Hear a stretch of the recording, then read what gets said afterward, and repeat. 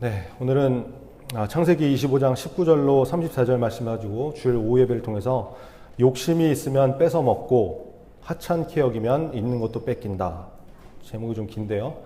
욕심이 있으면 뺏어 먹고 하찮게 여기면 있는 것도 뺏긴다라는 제목으로 할 말씀 준비하겠습니다. 오늘 본문은 이삭의 아들 야곱이 등장하는 말씀입니다. 제가 이제 9월부터 매월 둘째 주에 이제 주일 오후 예배 설교를 맡게 되는데요. 오늘부터 한 4번이나 5번에 걸쳐서 이렇게 야곱에 대한 말씀을 좀 나눴으면 좋겠습니다. 참고하시면 될 것 같고, 여러분 야곱이 아주 중요한 인물이죠. 야곱의 아들들이 이스라엘의 12지파를 이렇게 형성하게 되고, 야곱의 이름이 나중에 바뀌게 되죠. 하나님과 이렇게 씨름하는 사건을 통해서 이스라엘로 바뀌게 되는 사건이 나오는데, 어떻게 보면 이스라엘 민족에서 야곱은 어쩌면 아브라함만큼 중요한 위치에 있는 그런 인물이라고 생각이 됩니다.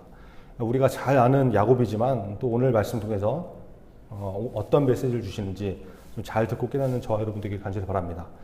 자, 오늘 본문을 보니까 야곱의 아빠 이삭의 스토리가 좀 이렇게 앞에 잠깐 나오죠. 여러분 이삭이 결혼을 했습니다. 몇 살에 했습니까? 결혼을 40에 했죠. 40살. 그죠? 결혼을 좀 늦게 했습니다.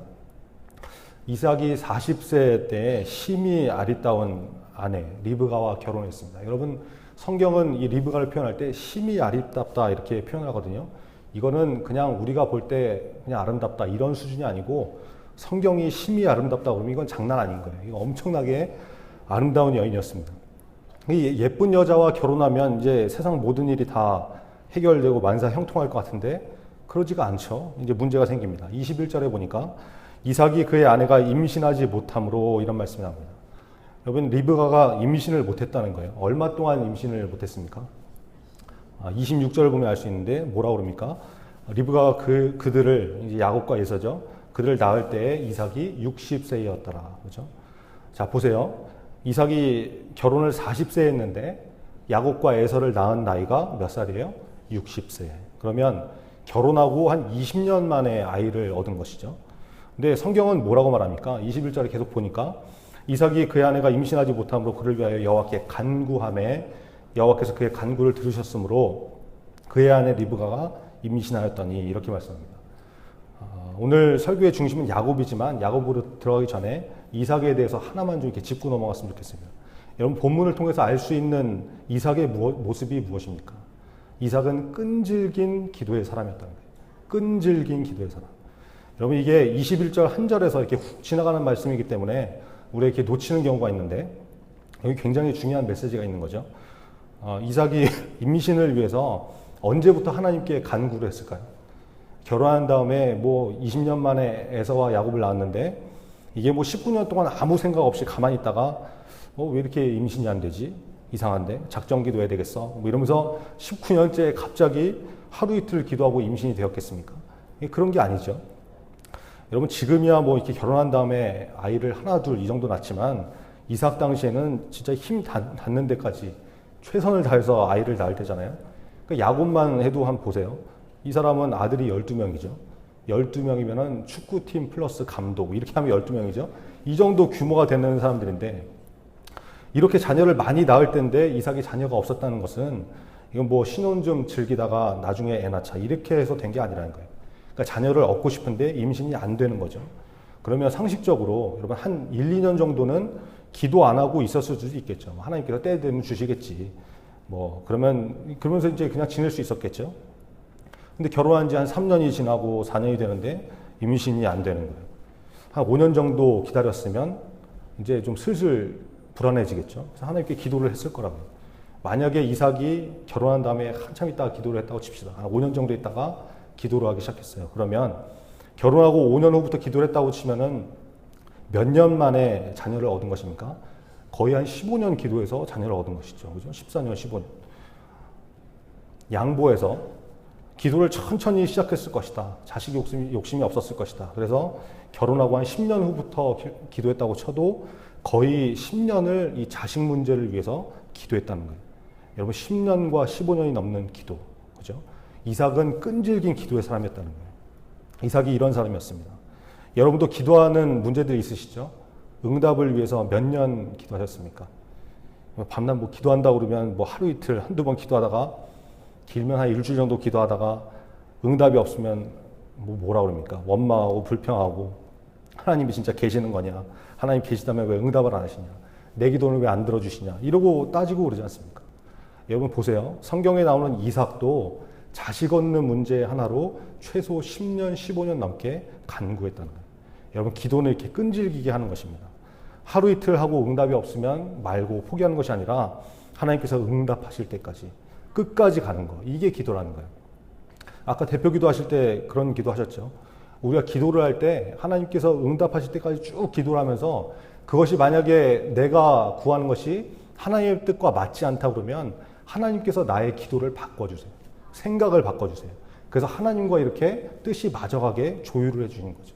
기도가 그런 역할을 하는 거예요. 만약에 우리가 구하는 것이 옳고 바르다 그러면 하나님께서 하나님의 때에 응답을 하신다는 것입니다. 여러분 이삭을 통해서 기도에 대해서 다시 한번 좀 점검하시고 저와 여러분이 이삭과 같이 끈질긴 기도의 사람이 되기를 간절히 바랍니다. 자, 이삭이 하나님께 간구해서 이제 임신이 되었습니다. 근데 보니까 뱃속에 애가 둘이 들어있는 거예요. 쌍둥이, 트윈스가 있는 거죠. 근데 얘들이 막 이제 서로 뱃속에서 막 싸우기 시작하는 거예요. 보통 싸운 게 아니죠. 막 이래도 되나 싶을 정도로 걱정될 정도로 싸운 거예요. 여러분 한번 생각해 보세요. 여러분 사소한 거 가지고 하나님께 잘 기도 안 하시죠? 그죠? 사소한 일, 작은 일 이런 거 잘 기도 안 하잖아요. 근데 이거 감당이 안 되는 일이면 하나님께 묻고 기도하죠. 뱃속에서 아주 난리가 난 거예요, 난리가. 그러니까 리브가 놀래가지고 하나님께 물어보더라는 것입니다. 하나님 이게 어떻게 된 거냐고. 뱃속에서 애들이 싸우고 난리가 났습니다. 그것이 22절의 말씀이죠. 그러니까 하나님께서 에서와 야곱에 대한 말씀을 이제 리브가에게 해주십니다. 하나님은 모든 것을 아시는 분이니까 앞으로 어떤 일들이 펼쳐질지 다 알고 계시잖아요. 그래서 어떻게 될 것이다 라고 말씀하신 것이 23절의 말씀입니다. 제가 한번 읽겠습니다. 여호와께서 그에게 이르시되, 리브가에게 말씀하신 거죠. 두 국민이 내 태중에 있구나. 두 민족이 내 복중에서부터 나뉘리라. 이 족속이 저 족속보다 강했고 큰 자는 어린 자를 섬기리라 하셨더라. 뱃속에서부터 나뉜다. 두 국민, 두 민족이 될 거다. 앞으로 어떻게 될 것이다. 하나님께서 말씀하셨다는 거예요. 이런 과정을 거쳐서 이제 아이들이 태어났습니다. 첫째가 딱 태어났는데 애가 나왔는데 보니까 몸이 막 불그스레하고 애기 몸에 막 털이 있는 거예요. 이게 완전 짐승남이죠. 에서라는 말 자체가 거칠다, 털이 많다 이런 말이거든요. 그래서 에서를 막 털이 많고 막 붉고 막 이러니까 에서라고 정한 거예요. 근데 에서가 태어났는데 보니까 에서의 발꿈치를 뭐가 잡고 있어요. 이거 보니까 이게 야곱이에요. 둘째 야곱. 이렇게 된 거죠. 뱃속에서 쌍둥이가 막 싸우다가 엄마가 힘을 주니까 에서가 먼저 태어나는 거예요. 그러니까 뒤에 있는 놈이 왜 너 먼저 나가냐, 내가 먼저 나가야 된다 이러면서 급한 마음에 막 발꿈치를 붙잡은 거죠. 그래가지고 둘째가 발꿈치를 잡았다라는 뜻의 야곱이라는 이름으로 태어나게 된 것입니다. 여러분 이렇게 에서와 야곱이라는 사람들은 아주 태어날 때부터, 태어나기 전부터 어머니 뱃속에서 싸우고 막 엄마가 놀랄 정도로 싸우고 먼저 태어나는 놈 못 나가게 발꿈치 잡고 막 이랬던 사람들이에요. 그러니까 별로 사이가 안 좋았겠죠. 이런 아이들이 태어난 것입니다. 하나님은 은혜 가운데 태어났습니다. 그래서 야곱과 에서가 자라났습니다.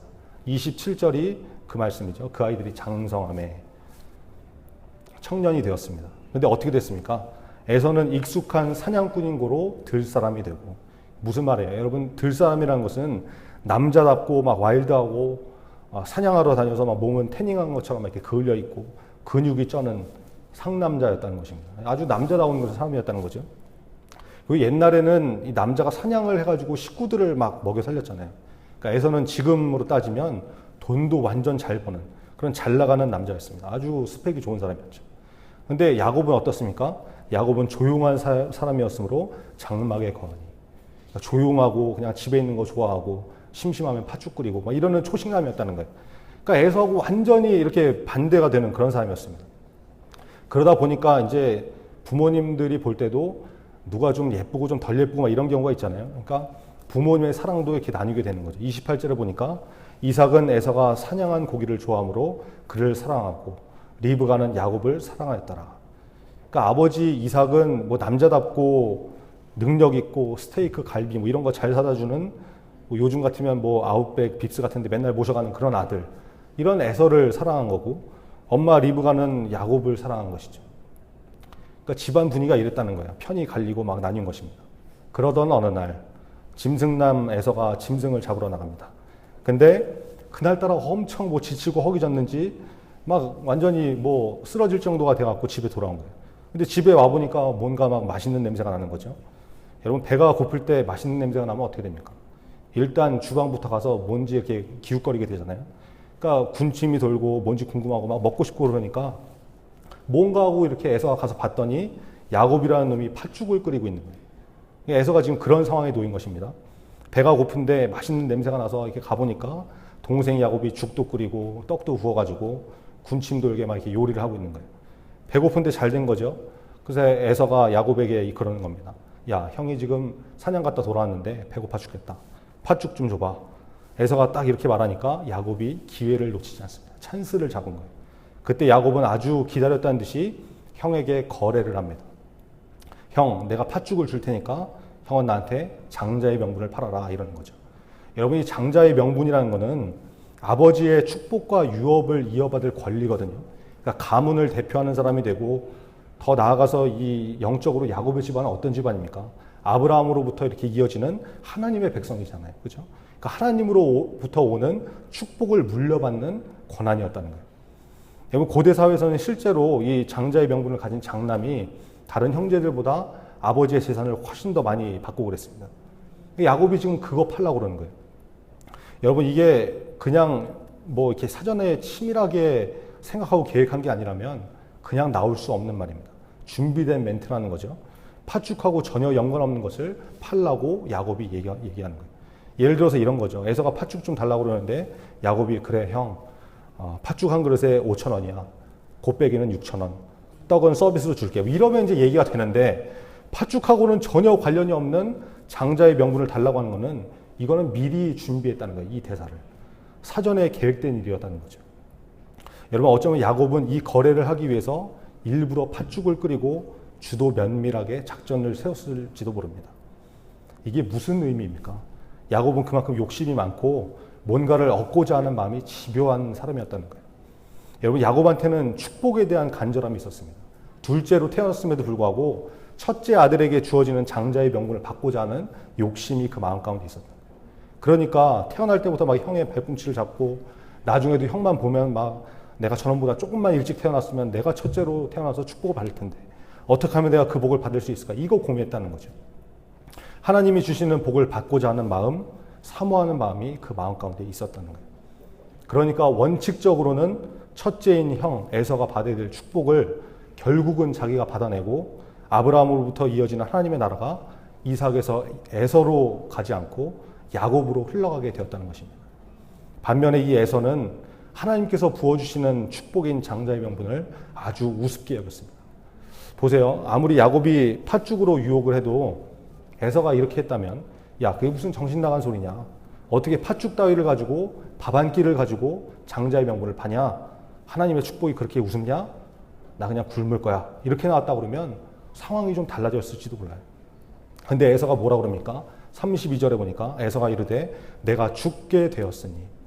여러분, 밥 한 끼 굶는다고 죽지 않습니다. 근데 뭐라 그래요? 내가 죽게 되었으니 이 장자의 명분이 내게 무엇이 유익하리요? 내가 배고파서 죽을 것 같은데 지금 이 장자의 명분이 나한테 뭔 소용이 있냐? 그까짓 거 가져가라 이랬다는 거예요. 그러니까 야곱이 눈이 휘둥그레져 갖고 에서한테 그러죠. 진짜지 후약이 없다. 맹세해. 이러고 장자의 명분을 넘겨받은 거예요. 여러분, 에서가 아주 남자답고 쿨해 보이죠? 근데 하나님께서는 이런 쿨함을 별로 안 좋아하세요. 이 사건을 성경은 이렇게 정의합니다. 에서가 장자의 명분을 가볍게 여김이었더라. 옛날 성경에는 경홀히 여겼더라. 여러분, 장자의 명분을 가볍고 하찮게 값어치 없게 여겼다는 것이죠. 하나님께서 이 말씀을 우리에게 해주시는 거예요. 이것이 우리가 잘 알고 있는 야곱과 에서의 장자 명분 사건입니다. 자, 이제 말씀의 결론입니다. 하나님께서 우리에게 성경을 통해서 이 야곱의 메시지를 주시는 이유가 무엇일까요? 오늘 이 말씀이 도대체 나와 무슨 관계가 있냐 이거죠. 여러분, 오늘 설교의 제목이 뭐였습니까? 욕심이 있으면 뺏어 먹고 하찮게 여기면 있는 것도 뺏긴다. 여러분 보세요. 원래는 내 것이 아니었습니다. 근데 받고자 하는 욕심이 있으면 야곱처럼 뺏어 먹듯이 얻어낼 수 있다는 거예요. 영적으로 그런 권리를 갖게 된다는 거예요. 근데 원래 내 것인데, 내가 받아야 하는 것인데, 당연한 것인데 그것을 가볍게 여기고 하찮게 여기고 중요하지 않게 여기면 에서처럼 밥그릇을 뺏겨버린다는 거죠. 여러분, 신앙생활할 때도 마찬가지입니다. 하나님의 축복을 가볍게 여기는 사람이 있습니다. 하나님의 말씀, 하나님의 약속을 가볍게 여기는 사람은 그것을 다 뺏겨버리게 되었습니다. 반드시 있는 것까지 다 뺏기게 됩니다. 근데 원래는 내가 받을 복이 아닌데, 내게 주시는 말씀이 아닌데 그 축복이 너무 받고 싶은 거예요. 하나님의 약속이 내 인생에 꼭 이루어졌으면 좋겠다. 하나님의 말씀은 반드시 이루어져 믿음으로 아멘하면서 받으면 그 축복이 내 것이 된다는 것입니다. 하나님께서 말씀을 통해서 주시는 약속이 있습니다. 분명히 있습니다. 그 말씀을 욕심을 내서 가지고 듣는 사람, 그리고 그래서 순종해 보는 사람이 있어요. 우리 중고등부에서도 제가 이렇게 하나님 말씀 들을 때 대충 듣지 말고 메모해 가면서 들으려고 하는 그런 것들을 이렇게 학생들한테 얘기한 적이 있거든요. 그것을 끝까지 성실하게 꾸준하게 하는 사람들이 있어요. 처음에는 메모가 아주 수준이 그냥 메모였는데 지금은 완전히 설교 한 편을 다 요약하는 것이 완벽히 메시지를 다 찾아서 이렇게 메모를 하더라고요. 여러분, 하나님께서는 그것을 정말 귀하게 보실 줄 믿습니다. 그 사람을 통해서 역사하신다는 거예요. 반면에 설교는 설교고 내 인생은 내 인생이지, 뭐 말씀대로 한다고 그게 무슨 뭐 나한테 무슨 일이 나타나겠냐, 이런 식으로 우습게 여기고 별거 아닌 것처럼 여기는 사람이 있다면 여러분 어떻게 되겠습니까? 하나님은 우리의 마음의 중심을 보신다고 했죠. 내가 말씀을 대할 때 옆에 있는 사람은 내가 무슨 생각하는지, 무슨 마음으로 말씀을 받는지, 그 말씀을 믿는지 안 믿는지 알 수 없습니다. 그런데 하나님은 다 알고 계시죠. 믿은 대로 되는 것입니다. 여러분, 지금 우리가 야곱 같은 상황에 처해 있는 상황이 있을 수 있습니다. 둘째 같은 상황입니다. 그냥 가만히 있어도 축복을 받을 수 있는 첫째면 좋겠는데, 이건 뭐 집안을 봐도 뭐 별 볼 일 없고 힘도 없고 능력도 없고 돈도 없고 아무것도 없어요. 그런 상황이라고 할지라도 야곱과 같이 하나님을 향한 욕심이 있으면, 하나님의 축복을 받고자 하는 그런 마음이 있으면 하나님께서 주시더라는 거예요.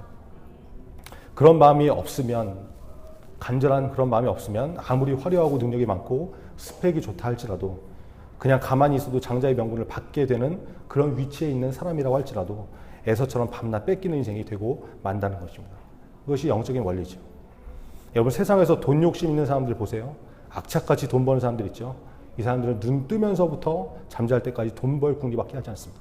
그렇죠? 우리는 새벽에 일어나서 새벽 예배 나오는 것도 막 헤매고 있는데, 이 돈 버는 일에 혈안된 사람들은 새벽 2시, 뭐 1시, 2시 막 이때 가가지고 물건 띄워오고 장사 시작하고 그러지 않습니까?